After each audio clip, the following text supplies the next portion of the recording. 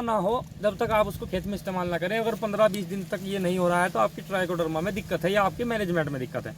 तो आप उसको इस प्रकार से तैयार करें और अपने खेत में आखिरी जुताई पर नमी होनी चाहिए। भाइयों, मैं अंकित बेनीवाल आप सभी का स्वागत करता हूं आपके अपने चैनल युवा किसान नई सोच में। किसान भाइयों, आज हम दोबारा से भंडूरा गाँव में पहुँचे हैं, जो जिला मुजफ्फरनगर में पड़ता है, हमारे ज़िले में ही।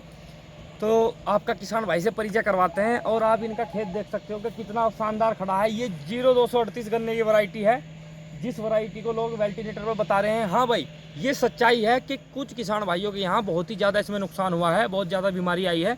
लेकिन कुछ किसान भाइयों की मैं तारीफ़ करना चाहूँगा, जैसे कि हमारे भैया हैं उसमें, कि उन्होंने इतने बुरे सत्र में भी इसको संभाल कर रखा हुआ है और कितनी अच्छी बम्फर पैदावार देगा, आप देख सकते हो। तो आइए आपका परिचय करवाते हैं किसान भाई से। नमस्कार जी। नमस्कार जी। एक छोटा सा परिचय हो जाए जी, मेरा नाम चाहिराम, गांव भंडूरा, जिला मुजफ्फरनगर।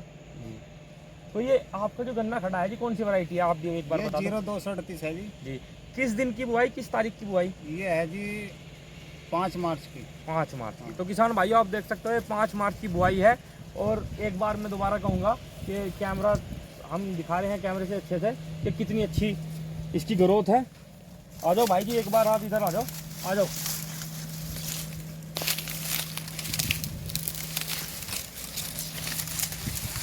तो भाई जी, आप ये बताओ, 5 मार्च में आपने इसकी बुआई करी तो बेसल डोज क्या लगाई थी? जैसे शुरू में खाद वाद डालते हैं बुआई में। शुरू में तो DAP और क्या नाम लाल मुँह का कीड़ा है, उसकी दवाई लगाई थी। डेंटोक्सो वगैरह लगाई थी क्या? डेंटोक्सो लगाई थी जी। और सल्फर गिरा था जी। और बस ये तो चलो, मतलब जो सब करते हैं वही लगभग आपका भी मैनेजमेंट रहा। तो भाई जी, जैसे इसमें स्टार्टिंग में थ्रिप्स वगैरह आ गए थे, तो उसमें आपने क्या ट्रीटमेंट करा जी इसका? इसमें फिप्रोलिन लगाई थी जी। अच्छा जी। और उसके बाद जैसे भाई जी फंगस वगैरह आई तो बोरर आया इसमें, तो इसमें क्या क्या करा जी आपने? इसमें हमने एक तो मार्शल लगाई थी जी, एक लगाई थी इसमें कार्बन डाइऑक्साइड मैन। हाँ, मैन को जी। थी। तो किसान भाइयों, जैसे कि भंडूरा में मैंने पहले वीडियो बनाई थी ललित भाई के यहाँ, उनका खेत भी आज फिर हम दोबारा कवरेज करेंगे उसकी, क्योंकि जब से उस पर बहुत ही फर्क पड़ गया है। लेकिन जो भैया ने बताया, ललित भाई वाला ही ट्रीटमेंट इनका रहा। और आप दोबारा दिखाना चाहूँगा मैं, आप देख सकते हो ऊपर तक कोई इसमें बीमारी नहीं मिलेगी। और ये देख लो आप, गन्ने की मोटाई भी देख लो, बहुत ही अच्छा गन्ने का साइज बन रहा है इसका।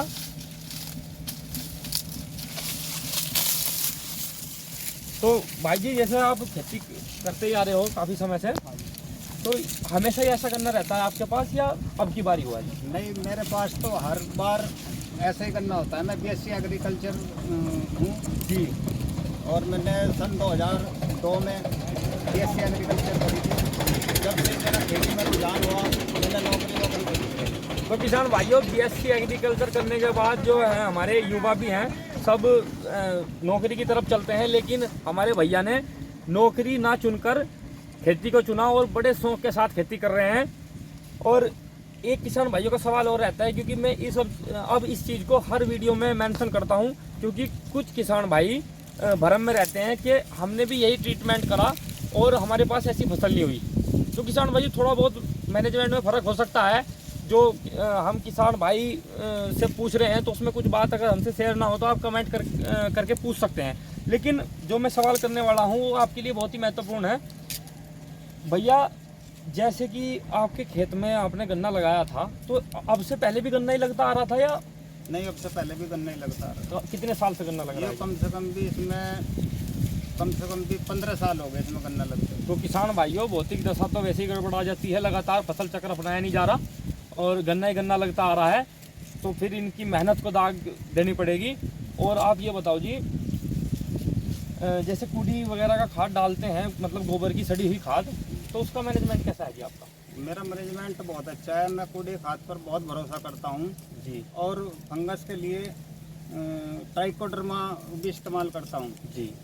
तो किसान भाइयों, भैया ने कितनी अच्छी जानकारी दी कि ये रासायनिक खादों के मुकाबले जैविक खादों पर, जैसे कूड़ी का खाद हो गया, गोबर की खाद होगी सड़ी हुई, उस पर ज़्यादा विश्वास करते हैं। और इन्होंने ज़मीन का भी ट्रीटमेंट करा है, फंगस की रोकथाम के लिए ट्राइकोडर्मा का इस्तेमाल करा है।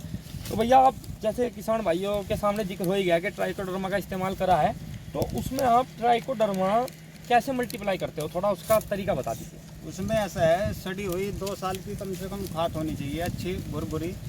और उसमें अगर हम 1 एकड़ के लिए कर रहे हैं तो कम से कम 3 किलो ट्राइकोडर्मा कम से कम 15 दिन पहले मिला के उसे दूसरे तीसरे दिन चलाते रहना चाहिए, जिससे उसके जीवाणु उसमें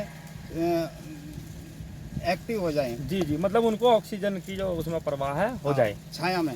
जी, छाया में, मतलब गोबर को डाल के उस पर ट्राइकोडर्मा मिला दिया आपने अच्छी तरह से। 3 किलो बताया आपने, कितने क्विंटल गोबर में जी लगभग? कम से कम भी 3 कुंटल ही होना चाहिए। 3 कुंटल गोबर 1 एकड़ के लिए जो भैया डोज बता रहे हैं, उसमें 3 किलो ट्राइकोडर्मा होना चाहिए।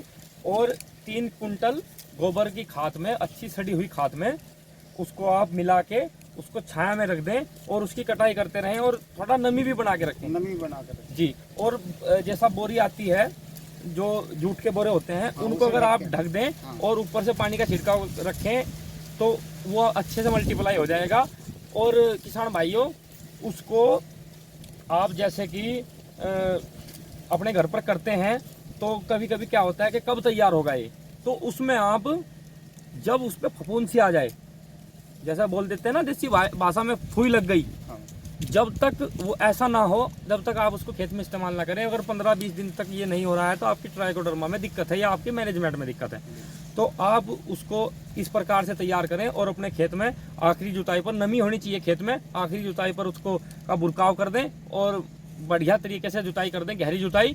और किसान भाइयों, उसके बाद आप अपनी फसल को, जो भी फसल आप बोना चाह रहे हैं, वो बो सकते हैं। तो किसान भाइयों, मैं भैया का धन्यवाद करना चाहूँगा, इन्होंने अपना कीमती समय हमको दिया। और अगर आपको ये वीडियो अच्छी लगी तो वीडियो को लाइक करें, शेयर करें और कमेंट करें। कमेंट जरूर करा करें, क्योंकि मैं हर वीडियो में यही बोलता हूँ, क्योंकि आपके कमेंट से हमें हिम्मत मिलती है और आप ही हमारे मार्गदर्शक हो।